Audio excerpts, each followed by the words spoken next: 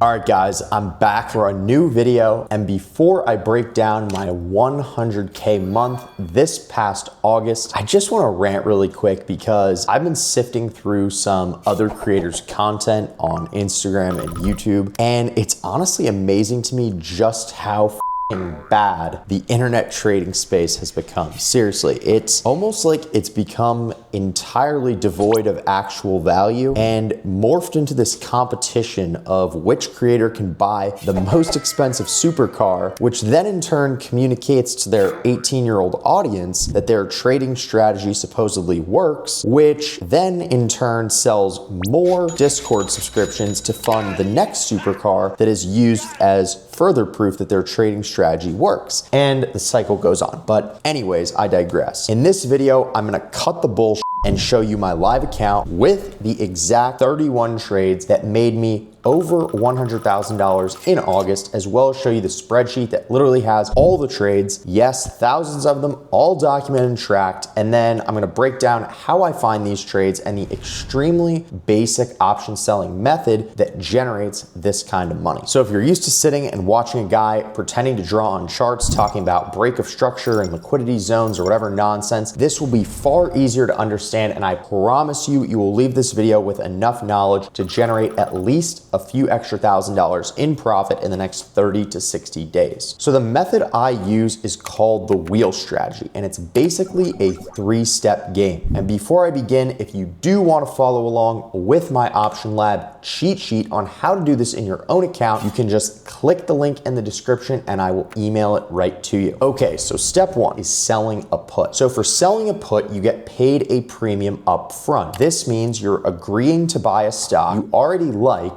at a predetermined strike price, but only if it drops to a cheaper price than you choose. So in return for that, you get paid a premium up front just for being willing to buy that stock at that price. So if the stock stays above your strike price by expiration, you keep that premium and you do not have to purchase any shares of stock. Step 2, if the stock drops and you get assigned those shares, you just have to buy the stock at the discounted strike price that you already wanted to buy it at, and in the meantime, you got paid to wait. So then step 3, once you actually own the shares, you do what's called selling a covered call. That's basically just agreeing to sell the stock at a higher price than you paid later on. Again, someone pays you for that agreement. And if the covered call expires worthless, you can sell more the week after on those shares you already own. In this respect, owning the shares can be a money-making vehicle if you can continuously keep selling covered calls on those shares that you own until you eventually lose the stock. Then the whole thing pretty much just repeats like a wheel, hence the name. So you're literally getting paid before and after you own the stock. Okay, so I hope that makes sense. So let's hop into the recording here. I'm gonna show you guys all the trades one by one that I took and how you can implement this strategy on your own account. All right, let's go. All right, so let's hop into this. So $100,830.80 in 1 month, that is not too bad. And that is gonna be comprised of 2 things, which are each part of the wheel strategy that I just explained. Number 1 is going to be cash secured puts, and number 2 is going to be covered calls. So as you can see here, this is my mega tracking spreadsheet. It shows you all the different tickers, the type of trade. So CSP refers to cash secured put or selling to open a put, the strike price, the expiration. You can see here, this is from 8/1 to 8/29, as well as the premium that I got paid for entering that trade.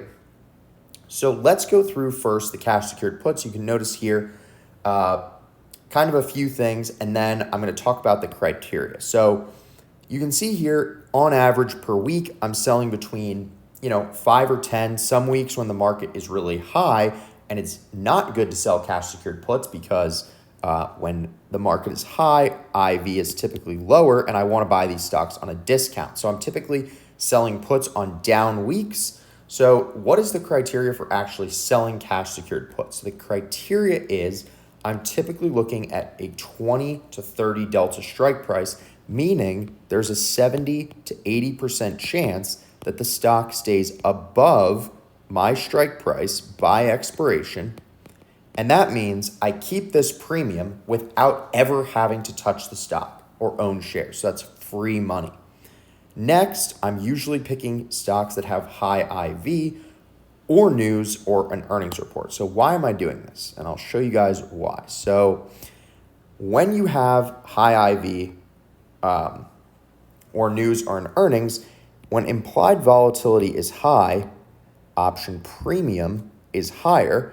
And since we're selling to open, we then collect more money, right, for actually entering that trade.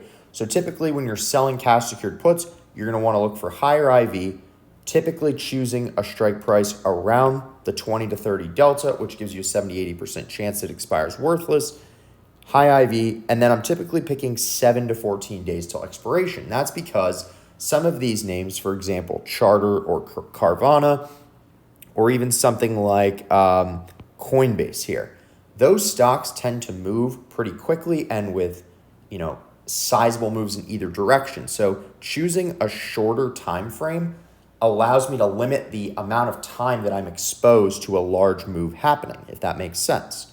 So next, we're going to talk about covered calls. So covered calls are going to be on both positions I already own, as well as shares that I got assigned from selling cash secured puts. So for example, on, let's just use Valero, for example, here. So Velo right here, you can see that I sold a cash secured put at 140. And then if Valero drops to say 138 by 8-1, I then have to buy that number of shares of Valero. And then you can see here, it makes its way over to the covered calls section, where then I can sell covered calls on those shares and make $3,400 on the put and then another $890 on the calls. Okay. So hopefully that makes sense. So what is the criteria for selling covered calls? Typically, I'm selling covered calls 1 to 2 strike prices above the price I was assigned at from step 1 of the wheel. So you can see here on Valero, right here, I got assigned the shares at 140. That was the strike price of the put. So now I own shares at 140, but you can see here that I sold covered calls at 143. So not only am I making $3,400 from selling to open that put, and not only am I making $890 from selling covered calls on those shares, I'm also making the difference on 1,000 shares between 140 and 143. So that's a 3-point profit just on the flip, not to mention the 2 option premiums that I collected.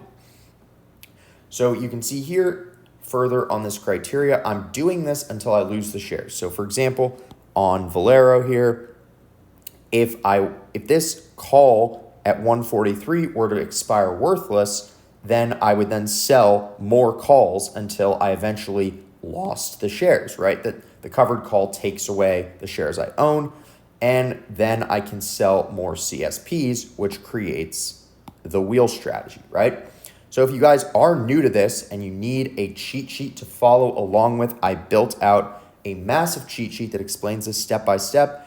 Or if you want me to just force feed it into your mouth and book a call with me, I can show you guys how to implement this in your own account. Just visit theoptionlab.com and click I want access now. So one little thing extra is you should notice that I will normally sell cash secured puts on down industries on down days, then the reverse for covered calls. So if you see here, typically we said that for cash secured puts, when IV is high, option premium is higher, so we're making more money for selling to open those puts. And when is IV highest is usually when the stock is down a lot. So if you look here, like for example, on this 8/22 expiration, I was selling puts on both AMD and SMCI. That's because that industry for that week was going down. So I'm buying the stock, if I have to, with the cash secured put at a lower price. And since the stock is dropping, typically implied volatility is going to be a little higher. And then, like I said, if I do get assigned, I'm getting it at a cheaper price. Then on the reverse side here for covered calls, once I actually own those shares, so in this case, Valero, that stock was down. So I sold cash secured puts on the down day. And then when it goes up and I own the shares, I then sell the covered call at a higher price. I hope that all makes sense. If you guys do want a scanner to scan for cash secured put positions that fit this criteria or covered calls that fit that criteria, make sure to join Option Lab. Click the link in the description, pop in your email, and I'll be happy to chat with you guys one-on-one. I've been chatting with a bunch of you guys. It's been great. So hope you enjoyed that video, short and sweet. Hopefully you guys can implement this in your own account.